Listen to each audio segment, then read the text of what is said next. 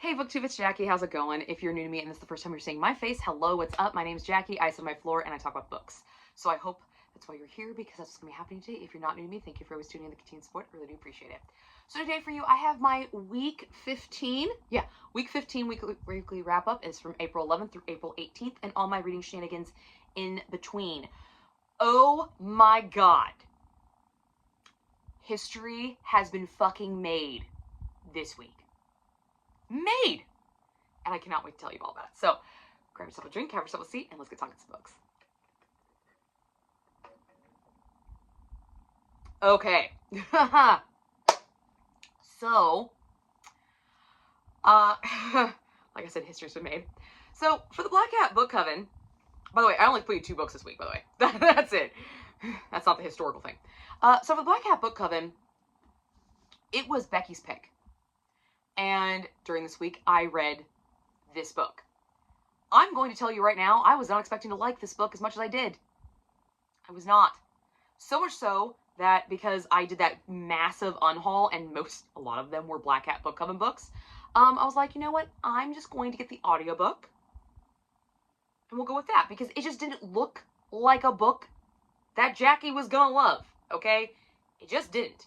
Especially after the book I just read. I was like, I gave that thing a fucking high-ass score, and yeah, okay, whatever. Wow. I should have just bought the damn book, because I love that book so much, I did buy it. This is The Book Witch by Meg Schaefer. So this was our April selection for the Black Hat Book Coven, okay? And I will link our live chat here in the corner so you can go check it out, because we all gushed about it. So I listened to this on audiobook and then ended up purchasing it because I loved it so much, okay? This is a cozy book fantasy, okay? Cozy book fantasy. We feature death of a parent and loss of a loved one on page, okay? So, some hard stuff. And then there's a bunch of fucking twists with this bookception element, which was dope as fuck, okay? If you've ever seen the movie Inception, where you're like in a dream, in a space, it's kind of in a book. Like, it was awesome, okay? It was great. I love the bookception part. But a little summary about this story, okay? So, we have Rainy March. Rainy March. She's a book witch, okay? Her job is to make sure fictional characters do not stray from their storylines and to protect the fictional world from those who would harm it. That's her job, okay? While doing said job, she falls in love with a fictional character named Duke. Duke of Chicago. And he's kind of like a Sherlock Holmes style kind of guy. He solves mysteries, okay? Unfortunately, falling in love with a fictional character breaks the rules of her coven. You're not supposed to do that. It's one of the black and white rules, okay? So, because she falls in love, her access to the Duke is denied, and she is punished by, she's punished, so she is removed from going into his books. All of his books are taken from her, so she can't just pop right in, and she's kind of stuck doing some menial task labors like peeling stickers off of books, because we all know book people hate fucking doing that, because it ruins our covers, okay? We all do.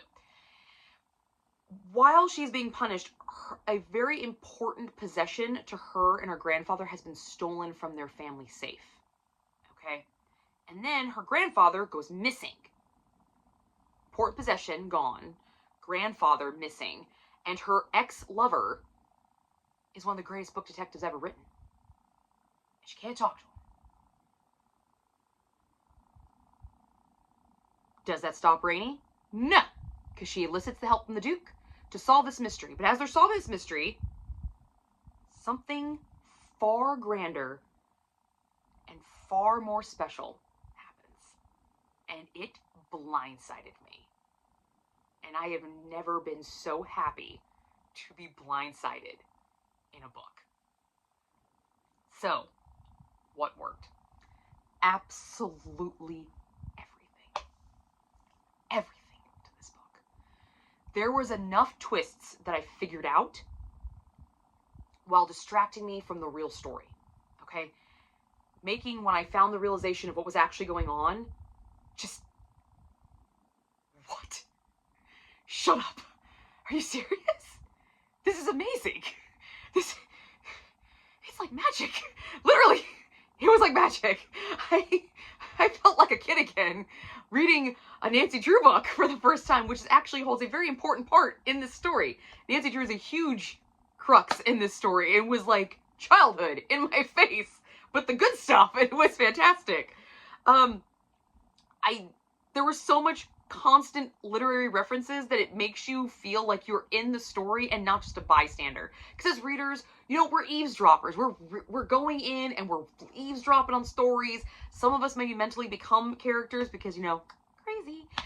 Anyway, but this story literally made you feel like you were in the story with all these literary references. You're like, oh my god, this is awesome. I read this book. I read this book. I read this one.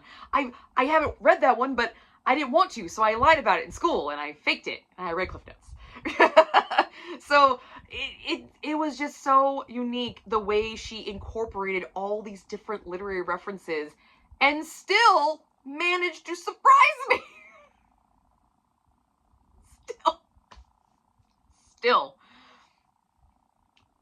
I mean, it was just fucking awesome.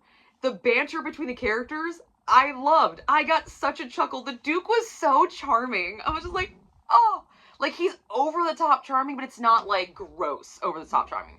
You just, yeah, you just love the guy. You're like, I like you. You're fun. I want you and Rainey to just, love it. Love it, love it, love it. I wanted it so bad. And the banter between her and her cat and her and the other characters and stories, I fucking loved it. Banter with people that I was not expecting to see in said book. I was like, what? I'm sorry. Come again? Yeah, I loved it. I love the banter. It was on point. It was great. And it made this book really fun. It gave a really casual, cozy feel. There was such an emotional pull to this book. This book is what it means to be a reader. If you read this book, you will understand what it is to be a reader. I've been asked so many times, why do you read? Like, you're sitting there staring at pages for 4 hours. Well, you're sitting there staring at a screen for 4 hours. You're sitting there watching a movie. This book literally explains what it means to be a reader in the coolest fucking way possible. And it's so, I've seen this trope before. I've seen this concept, but the way she did it, it just, right here, heartstrings pulled, and I just ate it up. I freaking loved it. There were so many quotable lines that book lovers are going to be all over. Like, there's so many lines in this book that I want, like, on a shirt. I did not annotate this book, but I might actually reread this book to annotate said book because I want to so fucking bad. Because here's one of them. Let me bask. This is my Camelot. Who has heard me fucking say that? Like, if you watched my library video, I literally say that. Watch me build my Camelot. Because this is my Camelot. Okay, this is mine. Okay? Like, oh my god. The other one, all stories are love stories if you love stories. And then there were quotes that they're not going to sound right to you because you've not read the book. But if you've read the book, pencils down, are just going to make you want to cry. That's what this book did to me.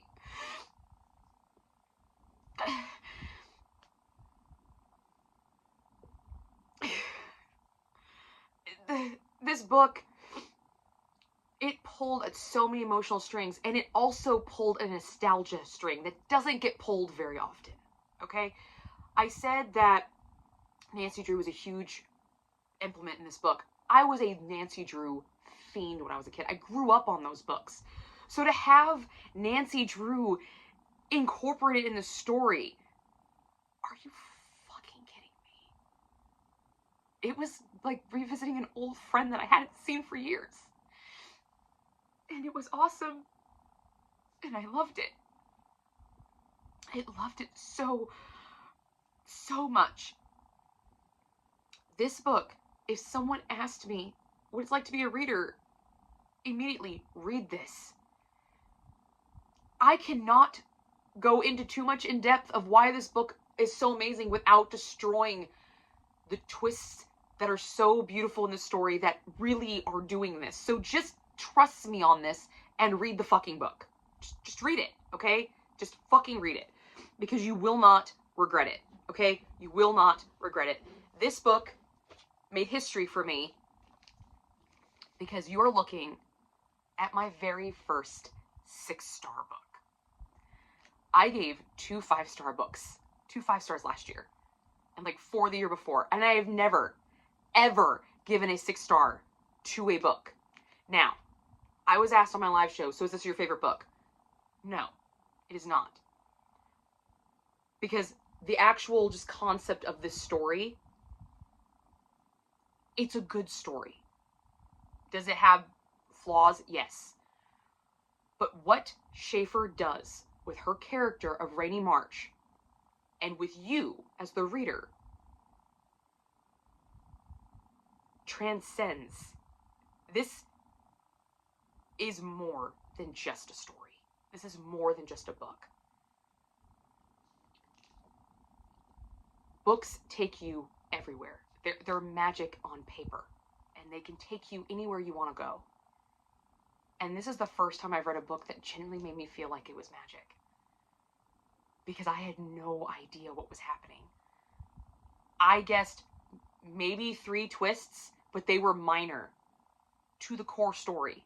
But there is another story in this book that if you read it and you go to the entirety of this book, when we were on the live show, we were talking about where people were DNFing this book and how it was lame and blah, blah. They did not get to the point where it mattered. Okay? Trust me, I don't give 6 stars. It's my first 6-star I've ever given. But I would reread this book tonight if I didn't have other stuff I needed to read. I plan on rereading this book and annotating it and getting sweatshirts made with quotes and some of these quotes putting on my wall because everything's a love story if you love stories, and I love stories. I loved this book. This book hit so many different levels and gave me an answer to a question that I've never been able to truly answer. It is so special. So if you're on the fence about reading this, just dive in. Jump into the pages like Rainy March. Just grab your little umbrella and jump on in. Because you will not regret the ride. And you will not regret the story. But you will remember the story. And you will know what it feels like to finally have an answer to a question that people have asked readers for years. And that is just amazing in and of itself. So 6 stars all the fucking way. 6 stars. Are you kidding me? Absolutely. I love this thing. I love this thing. This was the best fucking selection. I am so fucking proud of you, Becky, because damn, you nailed it with this one. You fucking nailed it. I had such a good time with this book that the minute I finished it, I went and picked up the audiobook of The Secret of the Old Clock, which is the first Nancy Drew book. Looks like this. This book holds an important factor into the story. So I wanted to go back and read it for nostalgia. I'm not gonna lie to you, I gave it 3 stars. It doesn't age well, but I read it for nostalgia. This is a middle grade young adult mystery story. Nancy Drew is a 16-year-old child to well-known attorney Carson Drew, who sets out to help locate a missing will that will completely change people's lives after Mr. Crowley has passed away. Okay? This is the introduction to a girl who helped forge the person that you're looking at, who helped build this inquisitive, puzzle-loving, piecing together version of Jackie that some of you have come to love and adore and look forward to. You could thank Nancy Drew for why I like to rip shit apart. Okay? I want to figure out how it works, what makes that book tick, and then put that shit back together. You could thank this little bitch right here. Okay? You could thank her. So I'm not going to go into what worked and what didn't work because I read this for nostalgia. I already felt like a kid again, so I wanted to see Nancy Drew again. I wasn't done with her yet. So, But this is the star of the show right here. This one, right here. Absolute fucking star of the show. I loved this book. Absolutely loved it. And there is a line in this book that I just, I love. So, before I let you go,